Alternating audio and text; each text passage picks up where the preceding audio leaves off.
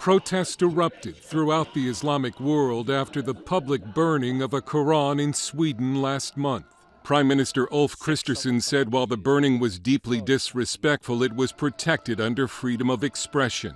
The Islamic State terror group on social media has called for revenge attacks on Christians worldwide.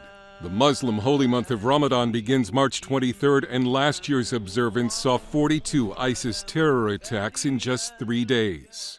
The threat of ISIS has returned, and Western intelligence agencies are on the lookout for any signs of a terrorist attack. Security expert Eric Karen says that in the Middle East and Asia, ISIS never went away.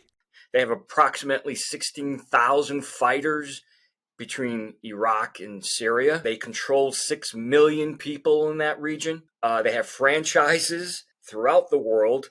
We're talking probably around 25 franchises throughout Africa and Europe and here in America. A recent United Nations report also shows the ISIS threat increasing. Terrorism expert Sargis Sengeri says while the U.S. had to defeat ISIS on the battlefield, that alone wasn't enough to stop the movement. You have to kill folks on the battlefield to take ground. You have to do that. But I don't think we ever fought against the ideology that really resonates between the 6 inches of people's foreheads.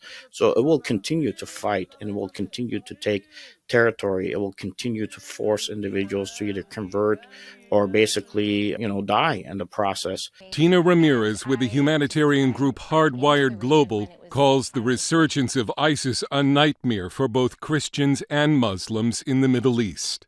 ISIS used to hold court in the ancient churches in the city of Mosul and sentence Muslims, Christians, others to death, to having their hands or legs chopped off. And then the women, thousands of women that we know who've been sexually enslaved. So the trauma that the entire community went through was horrific. ISIS is encouraging Muslims to use any method to kill Westerners, including trucks and nail guns. Karen believes the U.S. could be very vulnerable to a major terrorist attack. On the southern border, the northern border is wide open. We know that there's over 55 million shipping containers that come into America. Less than 2% are examined.